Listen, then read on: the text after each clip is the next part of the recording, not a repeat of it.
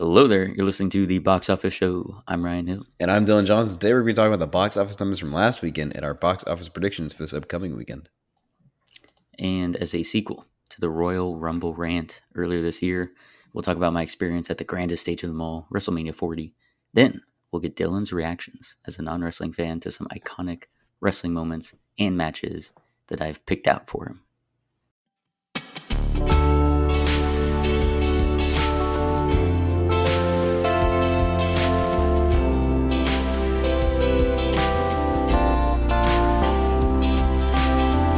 To start with the news, we will be covering CinemaCon next week, but the annual festival event get-together of all the theater owners and all the studios that are presenting films and their upcoming slates. We'll be covering that next week, but there were some notable things that happened this past week that we want to give a shout out to.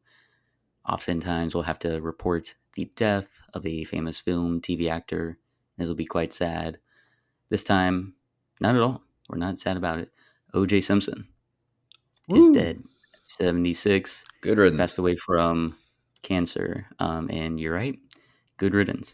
The thing, though, that is so, always so fascinating about him and the trial and everything around that is everyone knows at this point. Everyone knows. And yet he was in jail for, 15 years or something like that for a completely unrelated thing to that whole incident, the whole murder of Nicole Brown Simpson and Ron Goldman. So that's just always wild to me. And what's truly sad, though, is he was released. So he lived the past, 4 or 5 years, something like that, just out and about, able to, die not in jail. That's crazy to me. What was really funny was I found out the news while I was at work doing training.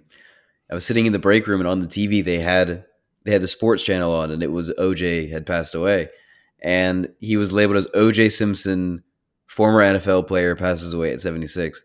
And I'm thinking that is just not what he's most known for.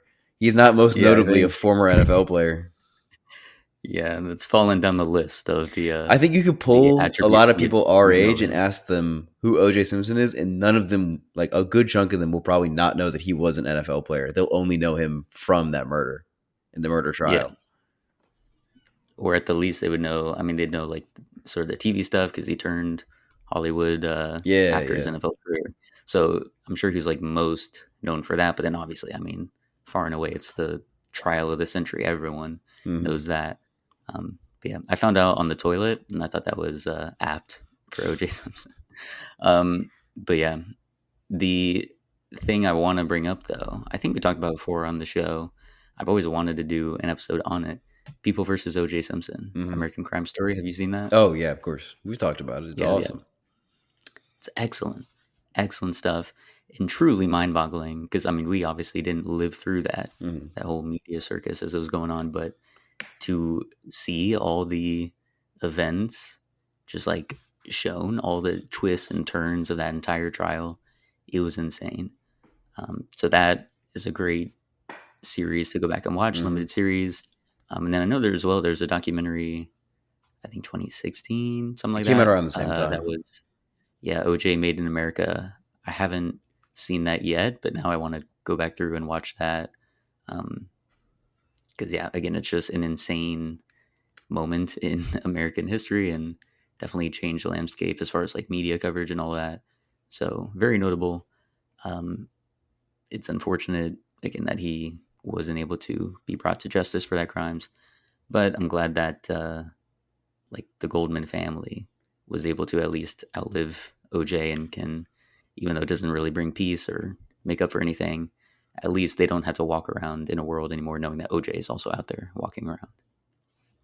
But yeah, turning to brighter news, Conan O'Brien. Did you see his Hot Ones appearance? I just needed to bring this up because it will bring you so much joy when you go and watch it. I wanted to watch him on The Tonight Show.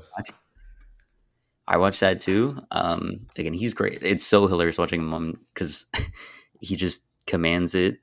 Jimmy Fallon is there as the host, but I mean, it's clearly Conan is holding the reins and everything with that. But then seeing him on Hot Ones as well, it is so hilarious. Again, cried laughing watching it. You'll definitely have to watch it after this. We finish Hmm. recording here. I will. Also, there's a lot of like funny bits in there and running gags. I'm not going to spoil any of them for you, but I do want to point out that Conan is on our side with the name change from HBO Max to Max being so stupid.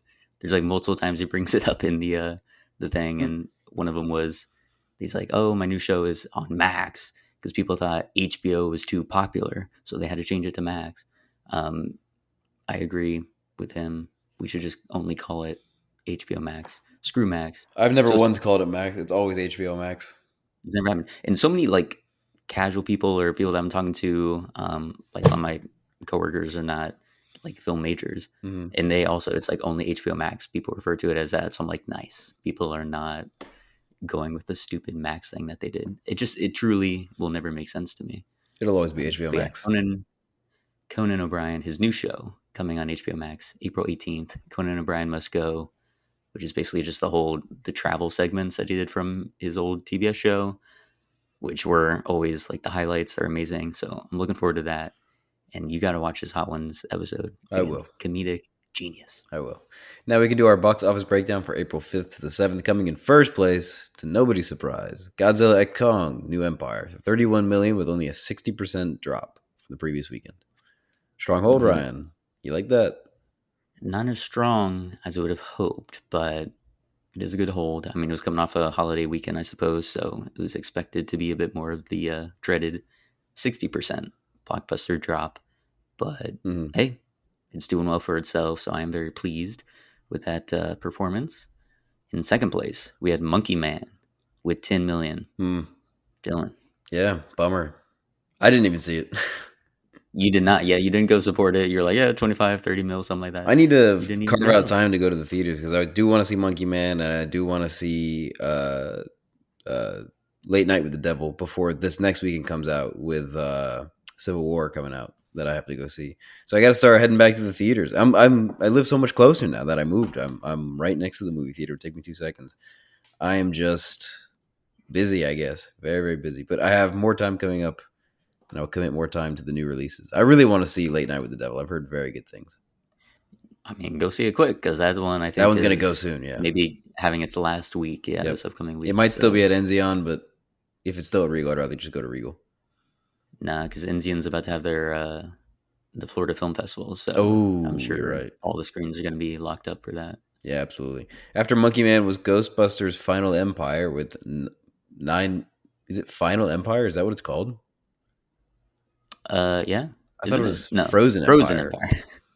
I was very That's funny. confused. They all blend together. New New Empire, Empire, Final Final Empire. I Empire, think that's Frozen what it was. Empire, Ghostbusters Frozen Empire, 9 million. I was gonna say Final Empire sounds like it's the final entry in the series, and I'm sure they're gonna make another one probably. If it, Well, yeah, well, it's not doing great, but yeah, I'm sure they wanted to when they were in the production status. They wouldn't call it Final Empire if it's only the second one they've made. But that Ghostbusters would be hilarious. Frozen Empire made 9 million.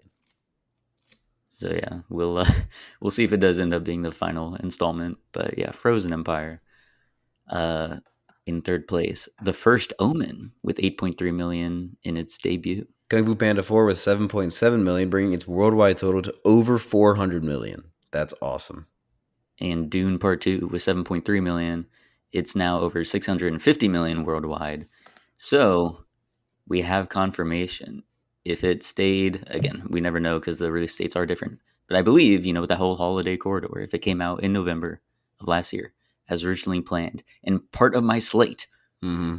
then I would have won. Yeah, it's too damn bad. And now what's funny is I'm going to use it to beat you because right now I have officially crossed the first $1 billion mark of the year. That is true. With just With, two with just two films, films, my total gross has crossed the first billion mark. there we go. So we'll see I'm aiming for how at high least we two and can a get. half, 2.5. Well, yeah, I think we can maybe definitely get that. three. I think we hit over each got over 4 billion, or Did maybe we? it was No. 3.5 billion.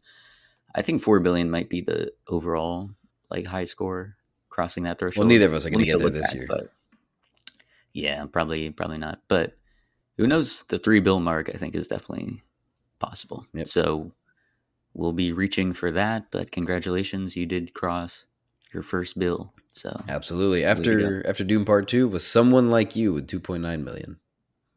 Arthur the King 1.5 million. Immaculate, 1.3 million. And right on its heels, Wicked Little Letters, 1.3 million. Now we got some exciting news for the box office predictions for April 12th to the 14th. This is the first time. This isn't the first time we've had an A24 movie in our box office predictions, but this is the first time we might have a heavy hitter coming from A24 making some decent money. I mean, this is their big blockbuster picture that they're putting out. It's supposed to take in a lot of money like any other blockbuster might. Ryan, do you think it's going to do what A24 needs it to do to succeed? Do you think it's going to hit big blockbuster numbers? Now, what are we talking about when we say blockbuster numbers? Like, Because it's a different blockbuster than, say, Godzilla or sure, Dune. sure. I'm thinking like So, $30 million floor would be like a traditional blockbuster for an opening weekend. right. Yeah, I don't think it's going to hit that mark, That's disappointing unfortunately. Yeah. because they put a What do lot you of think money it'll into get? it. I was thinking like 25. I kind of agree with that. Yeah, I think it will get over 20 mil, which I think would make it the biggest like A24 opening. Sure. So it'll succeed on that front. I just don't think it'll It be. won't hit the numbers it needs to be considered a blockbuster in our realm, especially considering how much money I think they put into it, which was a decently budgeted project compared to their other projects. Yeah, for sure. So yeah, somewhere around 20. But again, I don't think it'll get above 30 million. Yeah. But it'll be a solid opening. It'll do what it needs to do to get on the record books for A24. It just won't bring the house down, I think. But yeah, we'll look forward to that when we talk about it next week. All right, now let's move on to the main event of the show, WrestleMania 40, and talking about my whole endeavor with that. So, Dylan, as you recall, during our grab bag for the month of January, Mm-hmm. talked about my experience at the Royal Rumble, Yeah. which took place in Tampa. And then I can't remember because that was like a week after the Royal Rumble had happened and the whole thing with The Rock coming out Mm-hmm. and confronting Roman Reigns had happened at that point. So I was pissed at that point because I thought we were going to get swerved. I thought they were going to absolutely screw over my man Cody Rhodes, stop him from finishing the story at the biggest, stage of them all, WrestleMania, but particularly the 40th anniversary, because it's always the time when you have the big baby faces come out and claim victory. Mm-hmm. So I was upset by that point. But then they turned it around. Mm-hmm. They made The Rock a heel.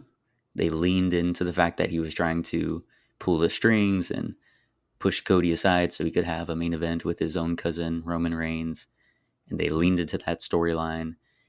And it was so good. The buildup for this was crazy. Had you seen any of the stuff from The Rock? No. Like from the heel stuff that he was doing? But basically this man was, and again, you have to understand, around, I don't know, the late 2000s, they made it PG. So all the crazy stuff that was going on, like the late 90s or late 2000s, they scaled that down to make it more kid friendly. So even things like swearing, right, had become a no-no Yeah. for wrestling, Mm-hmm. which is crazy. Again, and they used to, be bleeding a lot more. There was one, and this is just to showcase like what the direction was for this. There was one instance where The Rock brutally attacks Cody Rhodes, Mm-hmm. is swearing up a storm, like dropping F-bombs left and right here, makes Cody Rhodes bleed by like throwing him into a bus, and then takes out a weight belt that says Mama Rhodes on it, because that was the thing The Rock was doing this whole time. As you know from Cody Rhodes, his dad Mm-hmm. was never able to win the championship, so he wants to win the WWE championship for his dad. But of course, his dad's no longer around, so he can't hand that championship to his father, but he can hand it to his mother. That was like a promo Cody had cut. The Rock took that and ran with it and was like, the only thing Mama Rhodes is going to be given is this weight belt that's going to have the blood of Cody Rhodes on it and the tears of Mama Rhodes on it. And then he started whipping Cody Rhodes with it. So this man was going insane, leaning into the villainous final boss character. That was also what he started calling himself too, Mm-hmm. since now he's on the board of TKO, which owns WWE, all of that. So the buildup was insane. Up until last week, or I guess 2 weeks ago now. But it was last week that I told you that I was going to WrestleMania. But up until that point, I didn't know if I was going to be able to go because the prices were just getting too high at that point. I was trying to coordinate with like two separate groups of people that I've gone to previous wrestling events with, and things weren't working out either financially or scheduling wise. So I was like, I don't know if I'm going to be able to go. Mhm. But I was able to go so that I could see my man Cody Rhodes finish the story. Finish the story. So we'll talk about that. But 2 nights, right? WrestleMania now has become a 2 night affair. It was taking place in Philly, so we were driving up no matter what on Friday night to try and get up there Oh, you and get to drove our to spot. Philly? Yes, Oh, wow. I thought you flew. it was a whole road trip. Um, and then so we would get there on Saturday. We were about an hour out. We were at this place. This is a crazy, like the biggest mall I have ever seen. It was like this massive outdoor mall, but there was like an inside component too. Mhm. It was Arundel Hills or Falls or something like that. I forget exactly what the name was Mhm. of the city we were in, but it was massive.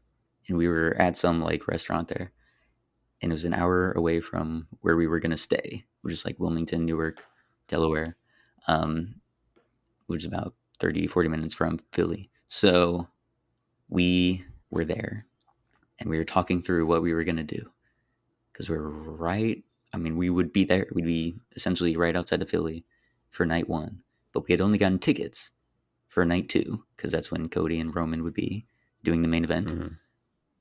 So we were tossing back and forth the ideas of either plan A, which was watch it in the hotel room, order in some pizza, just have a little watch party, or we could try and secure tickets and drive up there to Philly and watch The Rock wrestle in the main event of that night, which would have been Cody and Seth versus The Rock and Roman Reigns.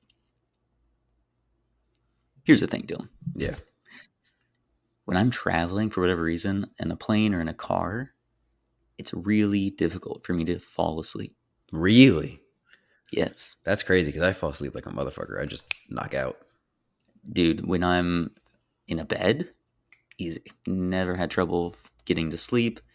It's amazing. But traveling for whatever reason, it just does not work out. I just can't fall asleep. So that's to say, for the 15-hour drive up that we started at like 10 p.m. And drove throughout the whole night, I did not get a lick of sleep. Maybe like 30 minutes that whole time. And I was up the whole day doing like other things, um, like work and stuff like that, working on the film. So I had been up for well over 24 hours at that point.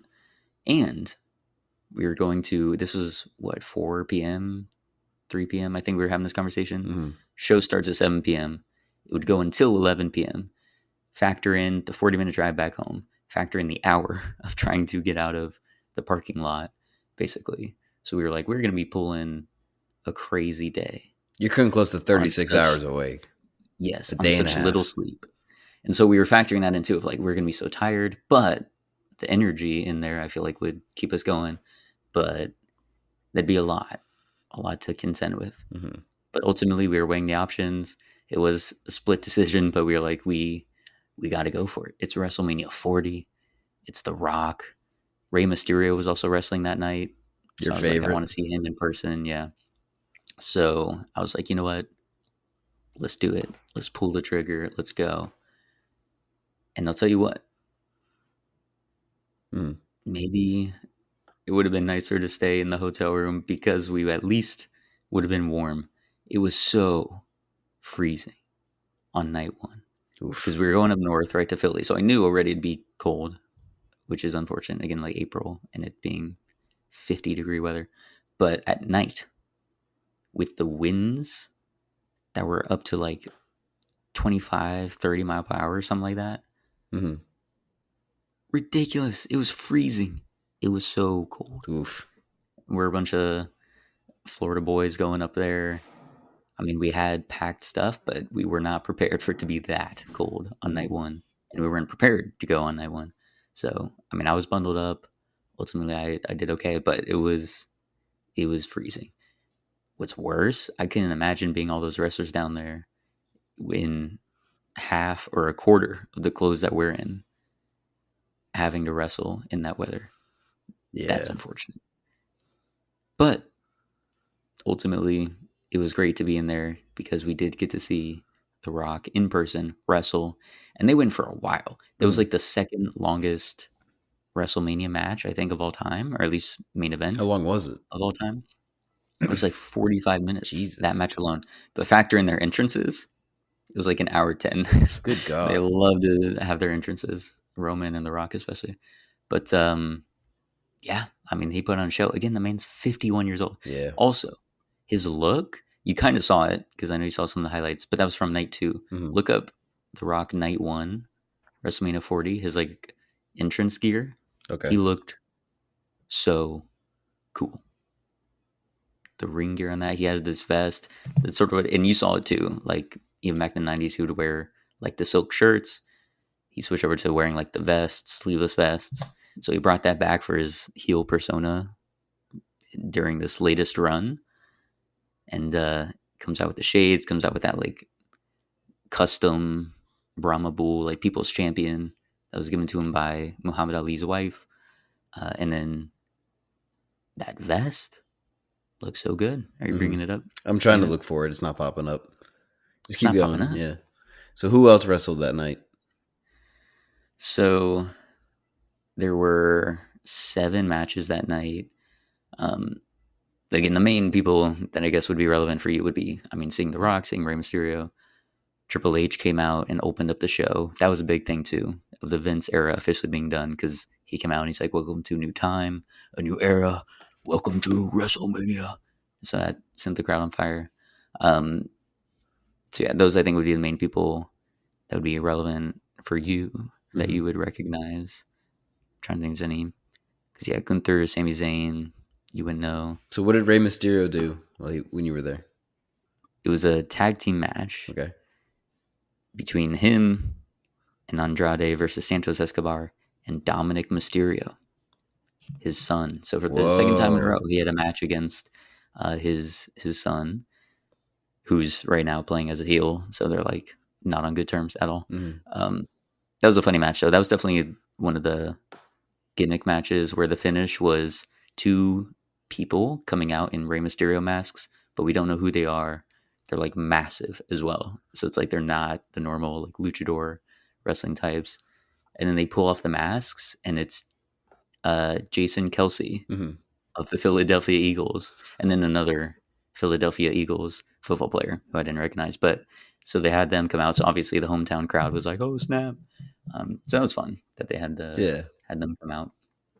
But yeah, so that was awesome. Have you pulled up the picture? Is it your Dude, Wi-Fi? I just no, It's no. not I mean, it's finding not it. popping up. Like it does not exist. This happened like a week ago, man. It doesn't exist. I'm not finding a picture of him from night one. Just move on. Just say the Rock Night One entrance. What? Jesus. I I mean, have yeah, the just go for full that. show. The full show. I have the WrestleMania 40 night one full show, an hour and a half on YouTube. Well, it was 4 hours, so that's So some it's definitely false not the information. whole show. Yeah. They probably meant the main Yeah, event. It's probably the whole main event. right. Which I mean, yeah, it was about that long. But anyway, night two was much warmer. Thank God. So it wasn't as much of an issue. But it was funny. We went out and tried to get like gloves, mittens, because that was the main issue. Was they're trying to take photos, right? But Hmm. their fingers are freezing off. Um, I didn't really have that problem, thankfully. I think it was the in my jacket. It was nice and toasty in me pockets, so I wasn't having that issue. But yeah, my two friends were. So we went out to do a Walmart run to get some gloves or mittens, Hmm. and they didn't have any What the at the one fuck? we went. So we bought thermal socks, and then as I'm on the road, I'm like, we also bought scissors, so I'm cutting out little finger holes for the thumb and index finger, so we can like hold the our phones. Mm. Um, so that was pretty funny. And ultimately, we didn't really end up needing it as much because again, it was far warmer. And that also meant I don't know if it was the cold that really translated to it, but or if everyone else, I guess, was tuckered out from their road trips, maybe. But night one versus night two for the crowds, it was night and day. Night two was much more engaged. The crowd was much more alive. There was this one Okay, I see The whole Rock now. thing. He's got the sleeveless vest on and the pants. He's got the glasses Yes, on. yes. I could see him now. Climbing He into the looked ring, so cool. holding up the belt. Fantastic. Yeah, that Good for special him. belt. That belt is ridiculous, though. Him like holding it like it's an actual championship belt when it's just some custom belt that he was given. Yeah. But yeah, it was great. But anyway, so yeah, he looked great too. Hmm. For again, the man's 51. Yeah, yeah, he's built. He's been out of action for a while. I mean, we've seen him obviously bulk up like crazy, but now he has to get into cardio shape Hmm. basically to be running around the ring and all that. And he looked fantastic. Hmm. Um, but yeah, so night two, crowd was much more live. There was one. I'll show you videos whenever we like meet up at some point soon. But um, there was, and this never happened night one. So I don't know if it was just the way that they were flashing the lights at the crowd was different, but there would be times during the match where certain sections of the crowd, there would just be one of those spotlights Hmm. that are like shining up at them. Yeah. And I will say about the like Philly stadium, Hmm. the way that they structured the monitors, like to be able to see if you're like up in the nosebleeds, basically to see like the camera view, was not the best. Oh no. Dallas by far had the best for that, but this one, it's like at either ends, so like the end zone monitors basically, Okay. but it's like small because it's, Oh. I mean, it's a long strip basically around the whole like end zone thing, but obviously you can't, crop a what it Hmm. would be a standard, aspect ratio to that. Yeah. So it's only a portion of it, Oh and so it's jeez. fairly small. So you mainly have to look at the ring. There's the pillars that go up on each Uh corner, huh. and there's like the covering, the tarp, and then they set monitors on each side of that.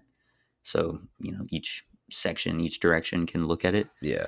But that's But also where all the like trusses and whatnot were for the uh spotlights. huh. And so when they shine up at the crowd, you could get blinded and you can't see the actual monitor. So that was happening during Mm. it was like the second match of night two where that started happening. And so people started chanting, turn off the lights and other like variations of that to try and get the the people working the show to turn off the lights. And then they would, and then people would cheer. And then when it came back on, people would boo. So that happened a few times throughout the match, and it was funny. And I was like, they could leverage that to just like do effective crowd control, where if they want people to boo somebody, they just flash on those lights That and then is be a funny. ton of Yeah. boos. And then when they wanted a big pop for a cheer of someone, they can just turn the lights off and everyone be like, yeah. Smart. So Smart. so yeah, they didn't actually do that, but I was like, that'd be funny if they started puppeteering the crowd that way. But anyway, so that showed how much more lively the crowd was on night two. Um, as far as some complaints, Hmm. I just need to bring up, Prime, the energy Yeah. drink company, I've tried Prime it. by Yeah. Logan Paul and KSI. You've tried I've it? tried it. Your It's not thoughts? bad. Not bad. It's not Wow. bad. I mean, Terrible. there's no sugar and it's very low calorie and it doesn't taste that bad. Well, I 100% condemn the Prime bottle company, the Prime bottle logo, all of that stuff. Because you know what they did? What? First of all, it's worse enough that Logan Paul is now like a fairly consistent wrestler Yeah. in the WWE, Sure. and he currently has a United States champion. Okay. You know who he won that off of? I forget. Rey Mysterio. Ah, that's fucked. Disgusting. You know, the first WrestleMania that I saw Rey Mysterio at was 38, 2 years ago. You Hmm. know what that was? It was a tag team match. Hmm. Ray and Dominic versus The Miz and Logan Paul. Hmm. You know who won that match? Logan Paul. Yes. So this man is unfortunately very tied in with like the Rey Mysterio story, and they keep giving him wins over Rey Mysterio. It pisses me off so much. Um, that's the one thing too about Rey Mysterio, because we went into this. There's like 3 streaks that have been upheld, Every time we go in person to see Rey Mysterio, he loses. Thankfully, that streak was broken this time. Every time we go to see a Paul brother, Jake Paul included, in person, they win. Mm. And also Roman Reigns, every time we go and see him, he wins. So we were like, we know one of those streaks has to break. And then night one, we saw Rey Mysterio had broken that. So I was hoping, I was like, maybe Logan will lose.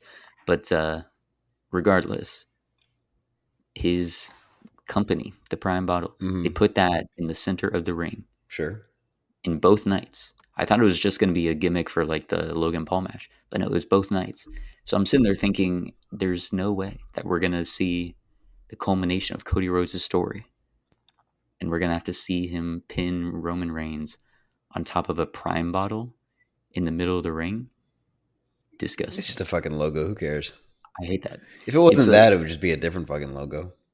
no, it wouldn't though. That's the thing. This is the first time they've ever done Oh, this really? in the WWE. Yes, again, Vince McMahon, terrible person, awful person, greediest mofo Of alive, course. truly. Terrible. But the one thing he never did was sell out the canvas, the middle of the ring. He never put a single ad on it once.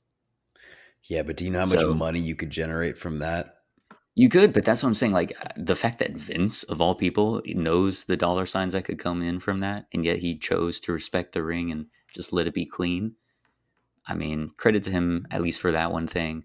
It's a shame that they're now not going to do that. I mean, this opens the doors for any other major company to come in and sponsor the ring in some way. Sure, I So it's guess. unfortunate. I And this just kind of past look year, around logos at this point. They're just everywhere.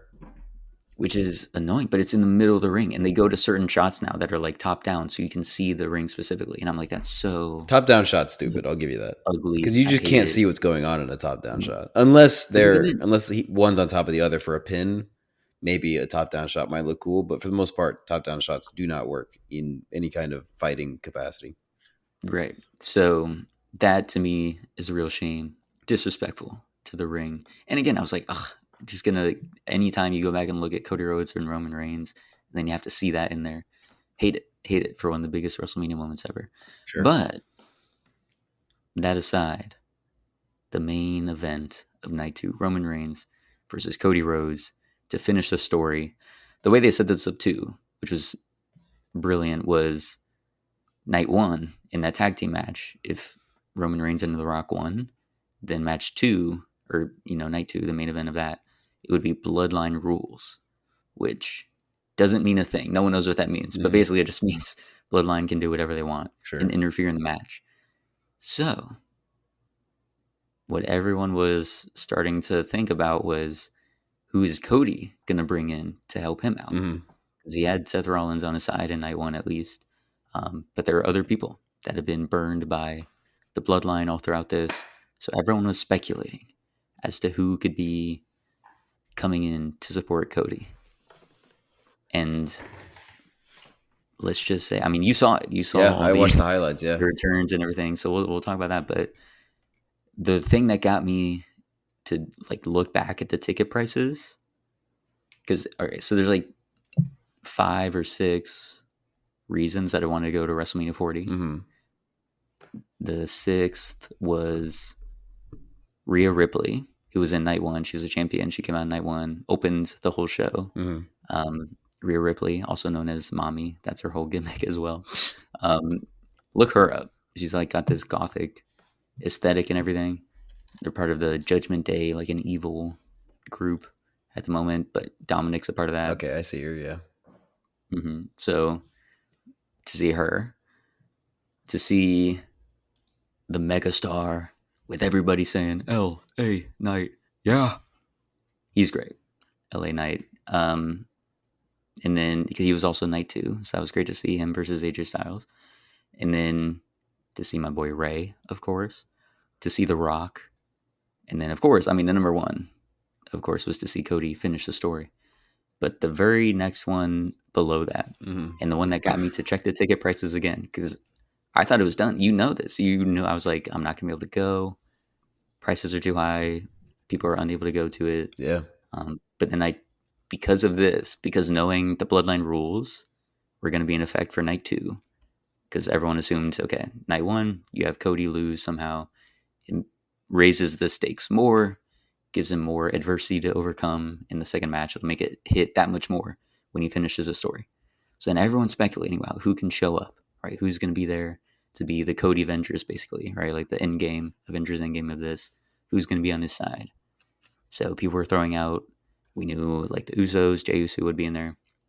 People were throwing out names like Cena, Seth Rollins, all this stuff Mm-hmm. of who might show up. Again, LA Knight, Kevin Owens, like all the people that have dealt with him before. But the person that would have made the most sense, that would have blown the roof off the place, would have been Stone Cold Steve Austin. Yeah. And think about it, which you saw kind of from the some of the promos that I sent to you. But the most iconic rivalry is Stone Cold and The Rock, Mm-hmm. the two biggest wrestlers at the biggest, peak popularity time in wrestling in those late 90s, early 2000s. And they had a trio of matches at WrestleMania. So it's already built in. The biggest rivalry, the two biggest stars coming together one last time. And it especially makes sense because The Rock is currently like the heel persona. Mm-hmm. And he's the final boss. He's has all the power, has gone to his head. That sort of is reminiscent of back in the day when The Rock was siding with the corporation, with the McMahons. He was like the poster child for them.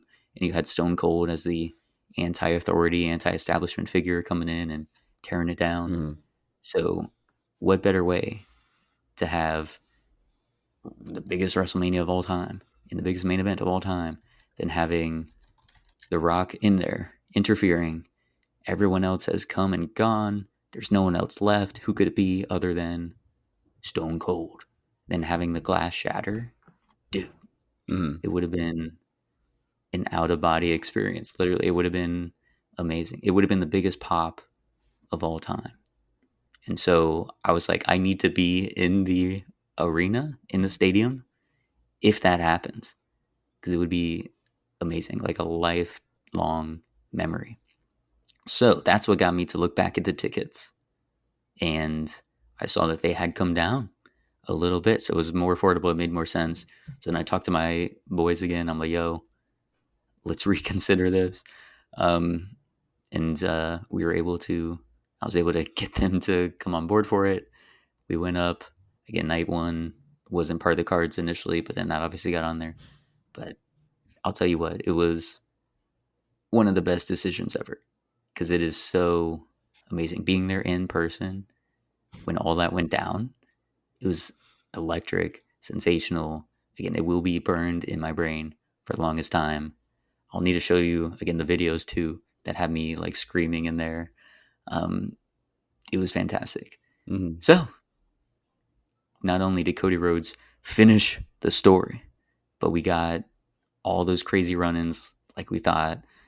John Cena came back for that moment, which was great. Huge pop for that. And then also The Undertaker. The Undertaker. Dude, nobody expected it. Because again, you're at, like the true casuals weren't expecting like anyone to come back. But then the people that are more in the know that are fantasy booking it, we were like, okay, Cena makes sense because he fought Solo Sikoa like earlier in 2023. He's got beef to pick with him. It makes sense. And the whole Jimmy Uso, I mean, that was obvious.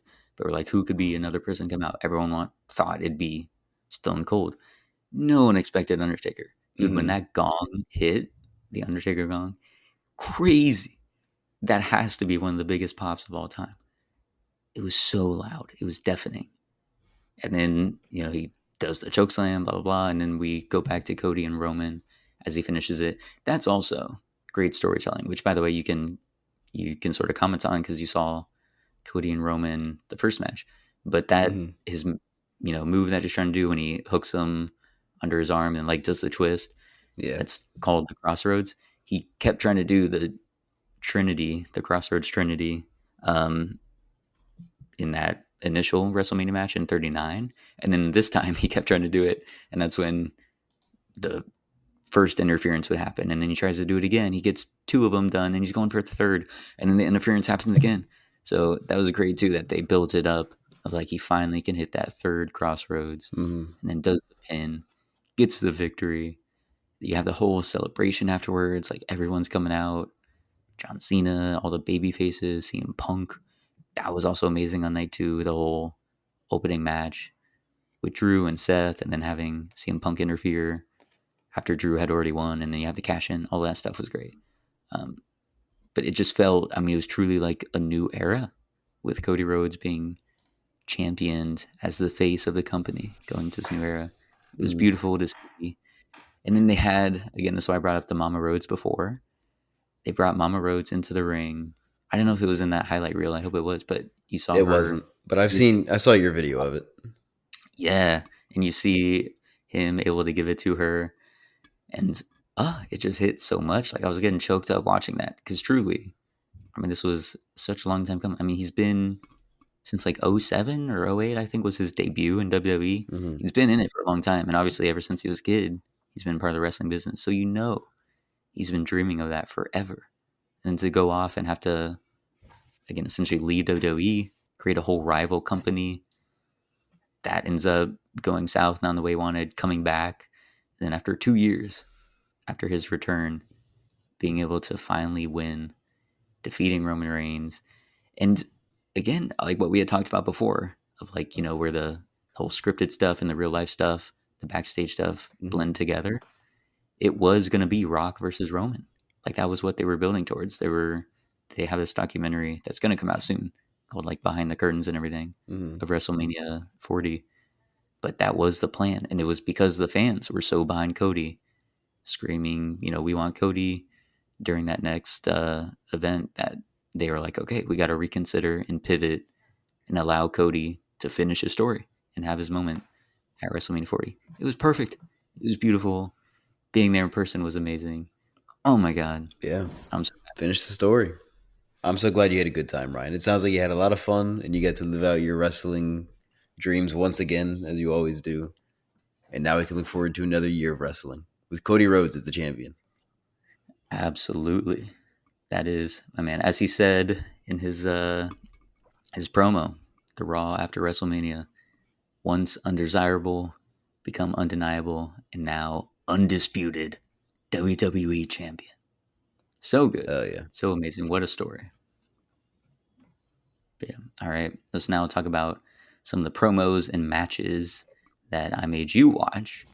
Just to, again, as a non wrestling fan, you were sort of interested in seeing more of like Hmm. why this stuff connected with me, why I enjoy it so much.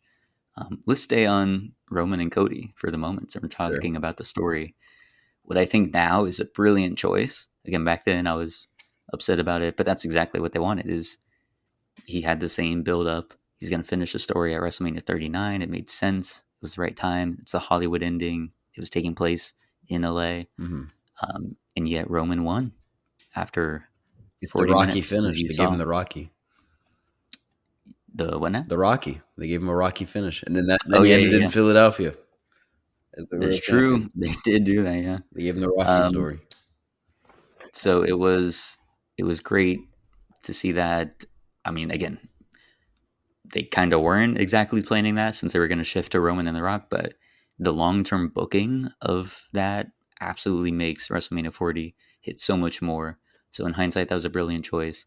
It was also a great match. Like I was watching it back, obviously watched it live, not in person, but on Peacock.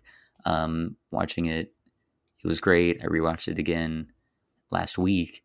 I sent it to you as like a bonus one. I knew because it was long, it was 40 minutes. I was like, if he doesn't watch it, that's fine.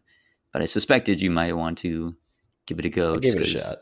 Roman and Cody were like the things I've been talking about Hmm.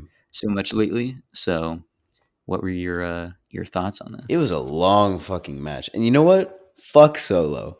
Fuck Solo because he ruined it for Cody. You They did. made Solo him like Sikoa. the secondary antagonist, really really strong. He was the secondary heel for sure. Because such an asshole. Because he gets ejected. He gets ejected like 10 minutes before the finish, and then comes back out and swipes at Cody and makes him fall and gives Roman the advantage to pin him.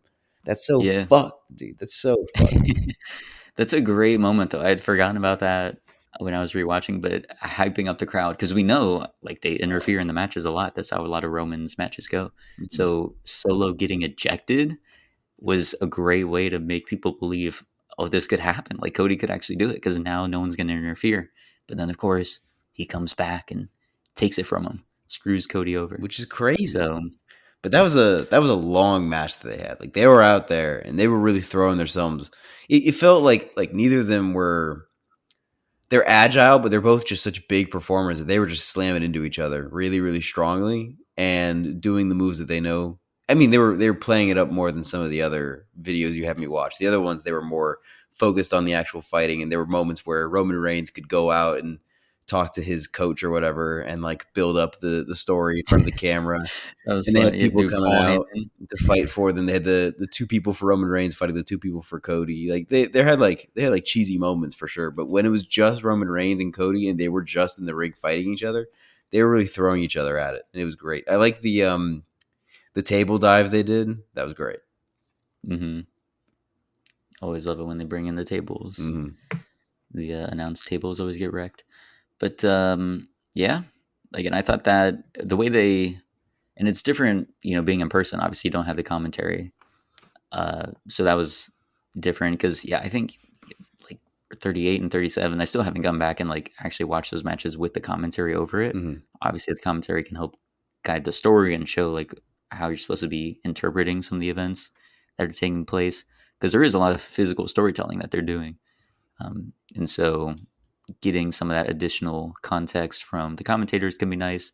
I like the way that they framed it here, which was, oh, Roman is so used to this stuff. He's beaten so many challengers. And then slowly, as Cody keeps like kicking out of these things and keeps overcoming some of the interferences, Roman's getting more and more like distraught and like, Mm-hmm. I can't beat this guy. Like, what's going on? So Yeah, he keeps I breaking like out of that those they finishes. incorporate It's that. it's a lot similar to the HBK versus Undertaker fight that you showed me, where Undertaker has these finisher moves that he's famous for. I mean, he's 16-0 at WrestleMania at this point, Mm-hmm. and he's fighting HBK, and HBK keeps sneaking out of those Undertaker moves. So Undertaker becomes more and more frustrated and distraught in his eyes and in his face, and it just goes on forever and ever. And they keep kicking out, and it's just like the Undertaker just has no idea what to do now. He has no idea how to beat HBK because he keeps slipping out of it and keeps getting up. For sure. Did you watch the hype package I that they did sent with that as well? Okay, nice. So you got the whole sense 16 of and 0. Yep. Undertaker 16-0. This is like his whole thing is being undefeated at WrestleMania. But then you have Shawn Michaels, who, as they say in that package, he is Mr. WrestleMania. Like he Mm-hmm. puts on these bangers constantly, all the time, but especially at the biggest show, the show of shows. So they hyped that up really well. And then they too had history. I think in the commentary during the match, they like spoke to some of it. But in the 90s, like they were wrestling against each other. They had some historic matches. They had the first like Hell in a Cell match together. Um, and then ultimately, when HBK had to retire for a little bit due to an injury, he was in a match with Undertaker that happened. So all of that build up, the history between the two of them, definitely made it such a monumental match. But then the actual match itself, which I was like, I think you'd be able to appreciate even without all that history and context behind it, because they do such a good job of leveraging that physical storytelling of, as you said there, like the reactions and the way that it starts off. HBK is using his speed because obviously he's a lot smaller than Undertaker, but he's able to use his speed to his advantage and be Mm-hmm. wily and sort of slip around him. Um, so the fact that they lean into that stuff during the early parts of the match, and then towards the ends of the match when they're just both worn out and tired, exhausted, beaten down, I think they sell that extremely well of Oh like how yeah. desperately each of them are trying to put these like final moves on the other person, Mm-hmm. believing they've done it, Slamming, and then trying just to do high dives, and then there's a last minute dodge, and they slam into the board, and they're down. The number of yeah, dude. times What do you think of that moment? there were a couple The times that his happened. suicide dive over the ropes when Taker ran Mm-hmm. and dived over the top rope. What do you think of that? It's a hard hit. It's a hard hit to take, dude. It's an extremely hard hit. That's because again, this dude is almost 7 feet Yeah, tall. he's like He's 300 leaping pounds. over the top rope, which the athletic ability there is insane. They also had the match too where he like walks on the top rope insane for a man of like Yeah, that yeah, size that to was be doing. crazy. To watch him balance on Um, that thing, I was like, "I don't know how the yeah. fuck he's doing that." But Undertaker's So dude, in the hype package that they did, where they were showing Undertaker's 16-0 victories, all the WrestleManias he won, the tombstone move back to back to back to back to back, dude, the tombstone goes so fucking hard. It is the ultimate it finisher. does. How the It is. fuck do they do that without breaking their necks? It's It's one of the insane. best finishers ever. It is That's the my thing. favorite. I think Undertaker's my favorite after watching all these videos. After And watching that, oh, like nice. Rey Mysterio has some moments, but dude, the tombstone move from Undertaker is insane. What a It's great. finisher. Yeah, it's mostly like only he's sort of allowed to do that move now because he's so tall and he can do it in a certain way where he doesn't break their necks. Yeah. That's the thing. It's the pile driver. People used to do it where they would like sit like down while that's happening, and that's broken a few people. Like Stone Cold, the reason he had to retire is because his neck got messed up Yeah. from someone doing a pile driver on him. So yeah, Undertaker's version of that, the Tombstone pile driver, it's so sick. It's awesome, He and can they just keep protect that doing move it too. and Of doing it and I doing think it. they said it He in does the it match or doesn't he maybe do it not, but twice to HBK in that he does. dude, But that's the thing insane. is only 3 men had kicked out of the Tombstone Pile Driver before that point. Mhm. I think one of them was the Undertaker. It was like Undertaker, his brother Kane, who's also supposed to be like this insane monster. I forget the other person was, but it's a very rare thing to do. So like when someone gets hit with that Tombstone Pile Driver, they're done. So having HBK kick out of that, That was crazy, yeah. it was amazing. Yeah. Um, God, it was so good. And in the moment too, this is why sometimes the commentary is just so amazing when they're doing that replay of him kicking out of the tombstone. And then you have JR listing off each of the moves, all those major moves Taker's done. The choke slam, the last Dude, I ride, love the the choke slam. tombstone, and a kick out, and a kick out, and a kick out. It's so good, bro. Oh my Yeah, dude. God. HBK was going for it. Yeah. And he's amazing too. The beatings that he's willing to take are phenomenal. His move too, the sweet chin music. Other people call it like the super kick. Since that's his specific finisher, it's the sweet chin music. He's the best one to ever like do that move. It looks Mhm. so good anytime he does it. And then the one where it was after that first tombstone when he hits it on Taker, Mhm. you seem like that was going to be it because again, that's one of the best. Like the sound of that when they Oh, yeah. hit that slap of it, um, sounded so good. Also, the chops, like the people when he gets hit on the chest, you could Dude. see their hit go red, Yeah, his and then it chest goes went bright because he was purple hitting him like afterwards. 4 or 5 Yeah, times as hard as he could, and his Undertaker's chest, like, he ripped off his shirt to show how red his chest was. hmm It's awesome. so yeah, so I that love the again, it goes Undertaker, show dude. it's so like the pain, the brutality that they're feeling in that is very real. You could see, I mean, after when he pinned him, and then Undertaker's just like laid out there for like 30 seconds, and his chest, like you could see already, like the bruising taking place, like some of that redness already turning to like purple. Wild. Um, but yeah, and then the ultimate finish. That's what I'm saying too. Like all those false finishes. I mean, that's the most exciting part of any of the matches. Like when you believe truly that, like, oh, this is it. You're joining in the count 1, 2, and then all of a sudden they kick out. It's just if it's so good, it hits so well. Which the Roman and Cody match had a lot of those. This one obviously had a lot of those. Um, oh, it's just so good. This is one of the best matches ever, I Mhm. think, because it's two of the greatest to go at it. Again, Undertaker, HBK, what they were willing to do, put themselves on the line, and the story they were able to tell in there, it was sensational. And that finish, Shawn Michaels was going to do a backflip off the top rope, and then gets caught by Taker, and then boom, tombstone. I mean, that is just what a way to finish. The Tombstone is so good. It's like watching that fight was like watching the fight in Game of Thrones between Pedro Pascal and the Mountain, where the Mountain is just swinging and Pedro Pascal is dodging him and dodging him and dodging. He's more agile and the Mountain is bigger. And then he just slips for 1 second. The Mountain grabs him and just finishes him. That's what it reminded me of, where HBK just had one slip up and Undertaker could grab him and tombstone him and just finish it. Right, for sure. Now you did make me watch a Rey Mysterio fight from a long time ago. Please tell me everything you love about Rey Mysterio and why he's your favorite. It, he is incredible. First of all, imagine turning in this sort of outfit is different from the typical one he has. I mean, if you just look up Rey Mysterio Yeah, of course, I know. I 2004, was a little, I 2005, was a little he, confused by the outfit, but I know what Rey yeah, Mysterio looks it's an like. old, yeah, He's older got the one, luchador but mask. exactly, of course, which this one obviously does too. But yeah, it's more of a whole, I don't know, like a unitard thing, or not Hmm. exactly, but It's stitched. it's a full It's body a full suit. body thing where Yeah, the mask is stitched into that full body. which is different from his normal look. But when you see him, I mean, imagine being a kid seeing him. He looks like a superhero. He's just straight up flying around, doing all these crazy moves. You can't top that. I mean, he seems like literally like a real life Spider-Man doing things you didn't think were possible. The athleticism was off the charts. He was always heroic. He was always the underdog because of his size.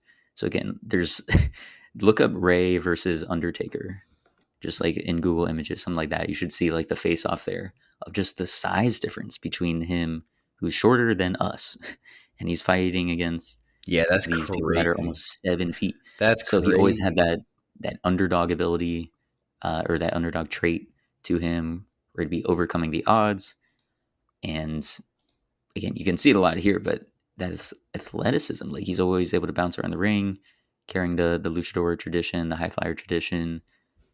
He's just the best. I mean, as a kid, especially, I mean, he made you believe impossible things were possible.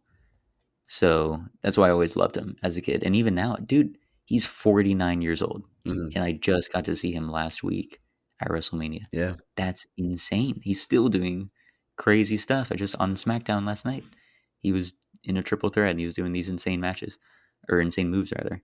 So yeah, the energy he brings, the athleticism he brings, the overall, I mean, he's someone you want to root for too. He's never been a heel. He's always been a babyface because it's just impossible to root against him. He's just so heroic and nice.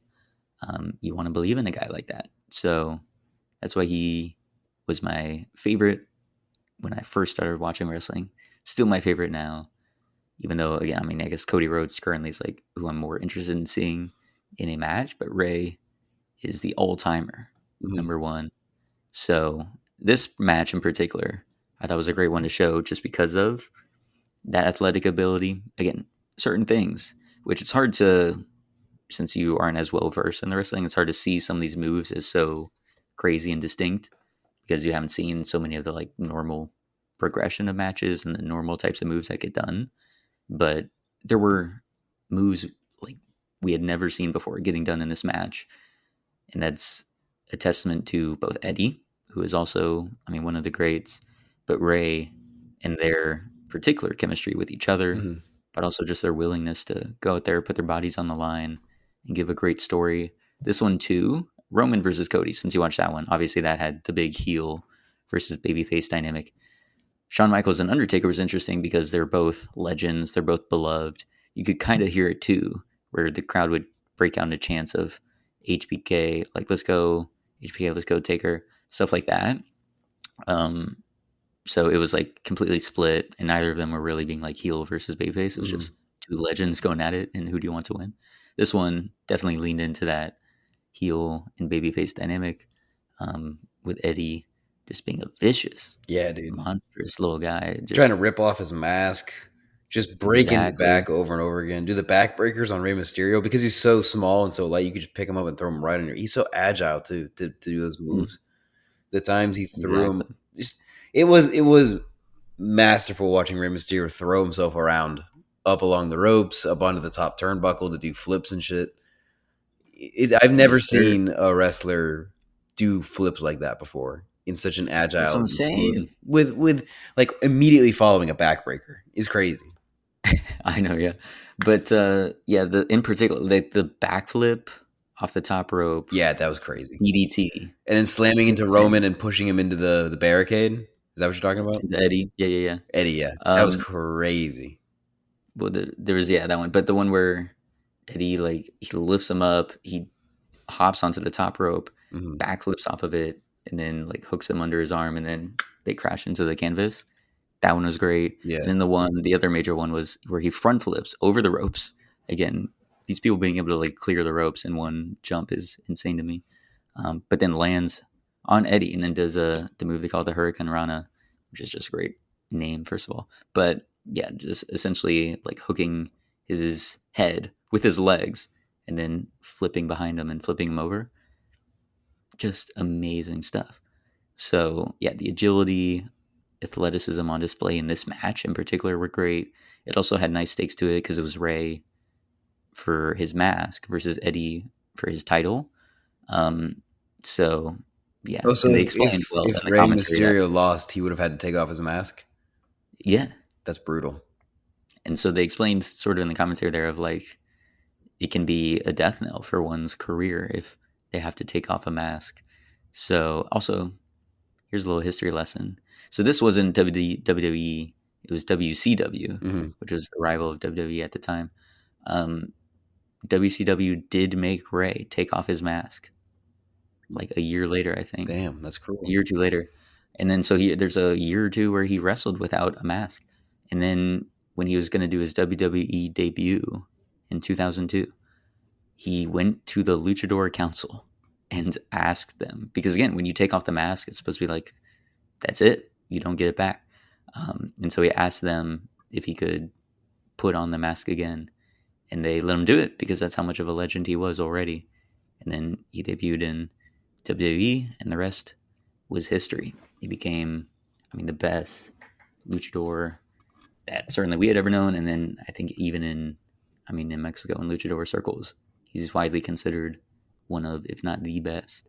So he's an absolute legend in this match, which is a big throwback, but it proves just how amazing he is. Is it 27 years Since when? since that match? When did that match come out? That's crazy. 1997. Yeah, yeah. Yeah.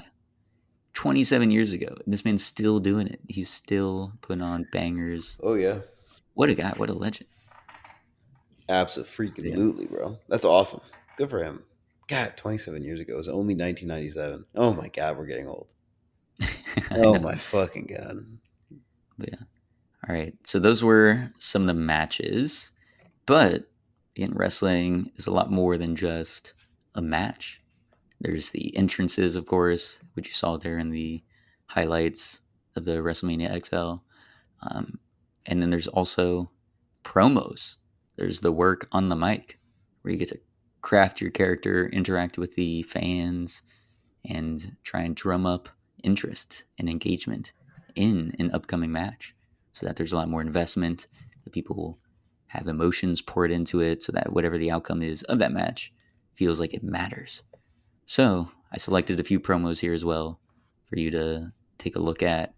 I featured prominently The You Rock did in a them. lot of rock promos. So just because I wanted you to see back then of like why this guy became the guy he is now, obviously a major Hollywood star, but it only became that way because he got to the top in wrestling. He was very So charismatic. Very, very absolutely, so the charismatic. A first very first good video I heel. sent you, yes sir, The Rock in a 1999 promo against Billy Gunn. Um, what'd you think of this one? The one where he was in He's got the full impersonating gear Billy with the Gunn, being like, glasses. yes, and the silk shirt and Hmm. everything coming out there. Yeah, he looked very different than he does now, but he looked so cool back then. Hmm. But this one, I mean, it had all the catchphrases. It starts out with him going, "Finally, The Rock has come back," to whatever city he's in at that moment. And then he So it shits starts on the off. city. It's Sacramento. He just shits on Sacramento. Sure. Oh, that's the Rock concert that you're talking about. Oh, am I? Oh, I'm wrong. Yeah, yeah, yeah. I'm talking about the one before, the one where he was in the long sleeve silk shirt. Yeah, I know what you're talking about now. Yeah, where he has the mic and he's just what is he? He was shitting on Billy or something. Yeah, Billy Gunn. Yeah, yeah, yeah. So let's talk about that one for a second, because again, he has all the catchphrases in there. He created a new one in there, which was again a great one where he's pretending to be God, speaking to Billy Gunn, who's pleading. He's like, "Everyone thinks I still suck," um, and so God's like, "Bob, but my name's Billy. It doesn't matter what your name is." That particular thing, it doesn't matter. Where he like cuts someone off after asking them a question and goes, "It doesn't matter what you think, or it doesn't matter what your name is," became a one of his catchphrases because of this moment. So it was minted in here. Um, And then there were a bunch of others. Jabroni, of course, his own created word He that he threw in hated there. jabroni. Yeah, I never knew that. Jabroni's a the favorite of man. mine. Well, there you go. You got The Rock to thank for that. Jabroni's a good one. Um, if you smell what The Rock is cooking, of course, was Of in there. course, that's that one. That's one I know. Yeah, everybody The knows one that that. he does too, which he doesn't do much anymore, but he did it in that The Rock 99 promo against Billy Gunn, which I think is great, is after he was like, oh, the heavens will shake again, chills will go down your body, tears will go down your cheek, and piss will roll down your leg. The heavens will open up, and then what will sound like millions, and then the whole audience chants in and says, and millions. Like that part is great because that's the only type of catchphrase that you can do, which depends on the crowd. You have to be over, right? You have to be like beloved and well known, Hmm. because otherwise it would just fall flat. So that's how you know the man had them all in the palm of his hands. Um, so yeah, he was great in that. I think it was a great encapsulation of all his catchphrases, his charisma, all that stuff. The Stone Cold Beer Bath. That one was awesome. You can see why people love Stone Cold Steve Austin. Dude, he's so cool. He's just so cool. He's just the epitome of anti-corporation. He's here and he's gonna douse you in beer. Vince McMahon and The Rock. So yeah, that was again during his like the corporation era Just the where he whole sided with truck pulling in is McMahon and awesome. everything.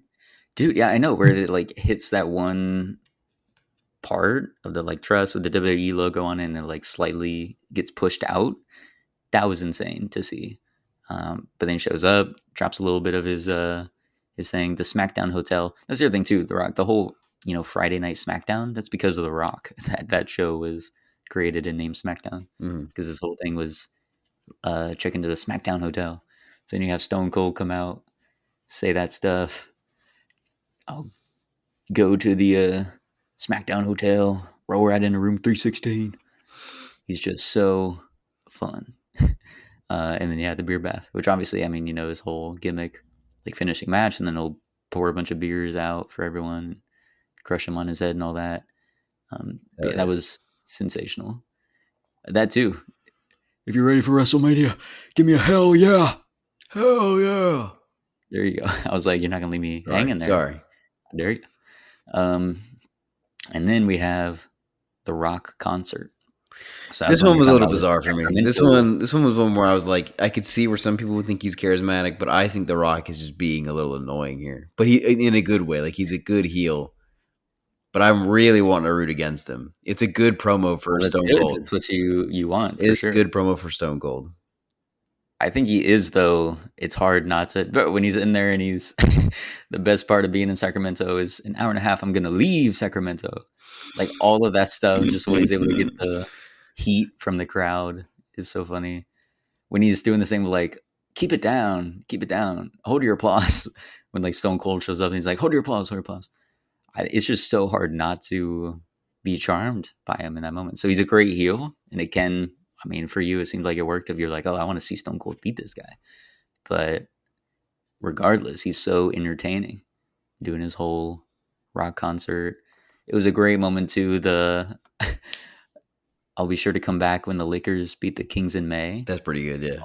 Always the best thing to do is just take a dump on The the sports team. hometown team of the sports team.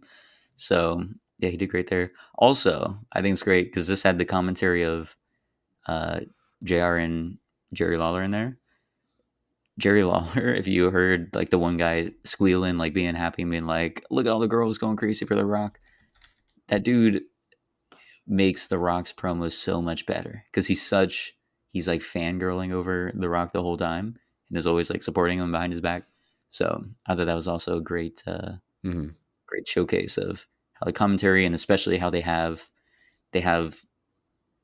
basically like the informative sort of straight man commentator, and then they have the color commentator who usually is playing a heel role, which I think is always a fun part of the commentary. Is one of them is like rooting for the bad guy or being the advocate for the bad guy. So that's another fun part of wrestling there. Anything else you want to say about the Rock concert? I just love when the truck comes out. Who hops out? Is it Seth? No, who opts out first? No, this is the It's Hurricane, the the green Hurricane, guy. yeah, the Hurricane. Yeah. And then it's the fake out, and the Rock's like, "Get him out of here, get him out of here," and the cops arrest him, and then that Oh gives yeah. Stone Cold the excuse to come out and just attack him, and then he destroys the Willie Nelson guitar Right. because Stone Cold doesn't give a fuck. He don't. Not at all. That was funny too. When he he brought the cops out initially, and then the people were booing, and he's like, "Don't boo the cops. They're your cops." Yeah, Just the ad libs on that stuff it's is really it's good. so fun. Um, yeah, that's a great segment. Again, The Rock and Stone Cold. Anything they did was golden. So good stuff. And then I had another promo, a more recent one, although I guess it's over a decade now, so not that recent, but of a more recent era in WWE with CM Punk. So, what were your thoughts on this He was as promo far for? anti-establishment as I think a person can be and still be in the establishment. Like that, like he literally just took a mic and was just shitting on the WWE for a minute and a half straight before they cut him out. Which I mean, it's planned, of course. That they're planning to cut Mhm. him out, but like, damn, they really built up his character as somebody who is hugely anti-establishment. Yeah. So that's part of a great feud, and I think I referenced this in the Royal Rumble rant or something like that. But this was during that time where, so it's June, right? Mania takes place in April. So at the end of the previous WrestleMania, The Rock had come out, interfered with a match between John Cena and The Miz, and then basically that set up the very next night is set up The Rock versus John Cena at WrestleMania the following year.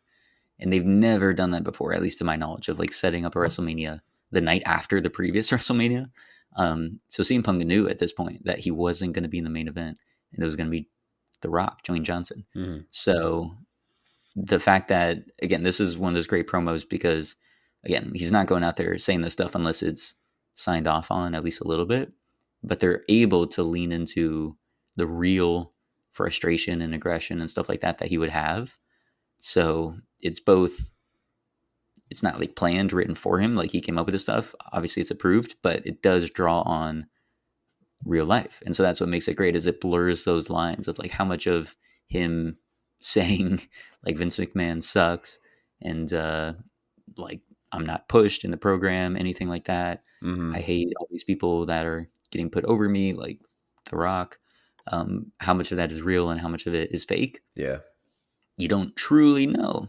And a lot of that stuff, I mean, we know from later on when he left WWE, he did feel strongly about a lot of that stuff. He did get a nice push after this, but he still, and to this day, he has not main evented WrestleMania, which is hilarious. That was again 2011, and yet The Rock just main evented another WrestleMania, and CM Punk has yet to do so. Mm-hmm. Although that's only because of injury. He would have main evented this past WrestleMania if he hadn't gotten injured.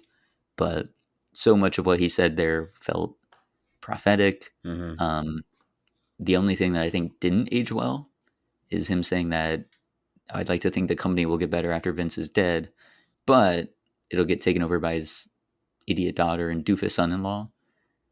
Currently, it is being run by that doofus son-in-law, and it's amazing. So he was wrong about that one thing, but I did think that whole, like especially his comments about Vince McMahon and how you need to suck up to him. I mean, that stuff was very true. Like you Yeah. needed to backstage politics and be Oh yeah. the fan favorite, or be not the fan favorite, but Vince's guy. Like he needed to like you in order for you to be put over in any big way and get a big push. So yeah, he's also one of the greatest on the mics. He definitely does have the like anti-establishment personality to him, but he also is like anytime he's on the mic, it's something entertaining. So that's the other major element and dimension to wrestling. So you can have these great guys that are amazing in the ring, like Rey Mysterio, Shawn Michaels, Undertaker, and you can have the guys that are like untouchable on the mic, like CM Punk, The Rock, Stone Cold, and then you get the fusions of them. A lot of them are able to, hold their own in both. But yeah, there's these two sides of wrestling for sure. And so I wanted to give you a taste of each of them. Yeah. So yeah, overall, what are your thoughts going through this journey of some of these selected promos and matches. It's certainly still not my favorite thing to watch, but I understand the appeal a little more now. I understand why you're so invested in the story and the storytelling, and I understand why it's entertaining. I just suppose I don't know. I'm not as invested in going and watching every event that comes out and staying informed with it. It's just like another thing to track, and I'm not still as obsessed with it. I do, however, love the Undertaker now. The Undertaker's so cool. Do the tombstone. Oh god. It's just the ultimate power driver. I can't get over it. Yeah. It's so cool. Just the hype video of 16 and 0, Yeah. tombstone, tombstone, tombstone, tombstone, tombstone. I'm just like, how many times has he fucking done this? This is insane. The ultimate finisher. Absolutely. Tombstone pile He driver. is he's amazing. I mean, if you wanted to watch another great Undertaker match, WrestleMania 26, Shawn Michaels versus Undertaker, they ran it back, Mm-hmm. but with bigger stakes. Shawn Michaels put his career on the line. In what way? If he loses that match, he would quit. Whoa. So it was Undertaker's like your streak against my whole career. Either you go 17-1 or I never wrestle again. That's crazy. I imagine Shawn Michaels wins. I think you should watch the match because it is a banger. Again, this is one of like the greatest matches ever, I think. That match holds its own along with it. And because it has those bigger stakes to it, it hits so well. So Mm-hmm. if you wanted to check another amazing Undertaker match out, I would say go for that one. Sure. But I mean, yeah, I wasn't anticipating that you would be converted or anything like that. Oh yeah, yeah. But I'm glad that you at least you can see the appeal of why, Certainly. both on like the athletic front of just watching it like as a sporting event. I mean, the stuff that they're doing is amazing and incredible. And even though again it's like, oh, it's planned, it's scripted, the pain is real. Like Oh they're taking yeah. these crazy bumps. That's I still the don't that's the know how big they appeal of can it is I don't know how the do it. fuck they are hitting it that hard because that canvas, it is a thin layer of protective foam and then just sheer wood or table or whatever it is, and they're slamming onto it. They're just hitting the ground. It's just the ground, and they're hitting Yeah. it really, really hard. They are pile driving. They are suplexing. They are doing flips. They are doing elbow dives. They're throwing each other out of the ring just onto the concrete floor. They are Hmm. smacking into fake cameramen and the referees. Dude, those poor referees. Sometimes they get the shit beat out of them, and like it's Yeah, planned, they but do. damn. Very true. But yeah, so from that angle, it's definitely entertaining and there's a lot going on there. But then the whole storytelling side of it too, the promos, the character building, all of that stuff, I think Hmm. adds such another amazing layer to it. Yeah, And then you can get, if they do it right, you can get an amazing build to an amazing match that finishes the story and has an amazing crowning moment for a great wrestler. Cody So yeah, Rhodes Cody Rhodes, he finished did the it. story. Good for him. So yeah. Yeah, So I'm glad that you're able to appreciate a bit of what these wrestlers are doing as athletes and as storytellers. absolutely. Now that's all the time we have. If you'd like to give your thoughts on the show, you can email us at theboxofficeshowpod@gmail.com. Our main title theme for the show is Sundown by Joseph McDade. If you like the show, please give us 5 stars in whatever podcast app you're listening to, and be sure to tune in next week. Have a great rest of your day.